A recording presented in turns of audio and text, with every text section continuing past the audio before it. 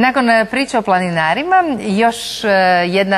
još jedan poziv svim zaljubljenicima u prirodu koji su članovi Saveza izviđača Hrvatske. Si bio izviđač kad?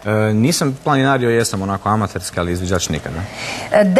smotra Saveza izviđača Hrvatske, možda te nagovorimo recimo da se pridružiš, počinje danas u 10 sati u Kamanju pokraj Karlovca, do 2. kolovoza traje i na toj će smotri sudjelovati više od 1000 izviđača iz Hrvatske, Belgije, Francuske, Izraela, Slovenije i Makedonije. Odlično. Odlično druženje, sasvim sigurno dobro se pridružiti, a radionice za školarce u muzejskom hladu 2 održavaju se od danas do petka u Etnografskom muzeju u Zagrebu s početkom u 11 sati.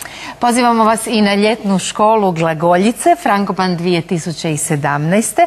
koju možete pohađati do 29. srpnja u područnoj školi u Vrbniku te u dvorani tamošnjeg župnog ureda. Eto, a s Vrbnika, dakle s otoka Krka, idemo skroz na jug i to u Dubrovnik do kolegice Sandre.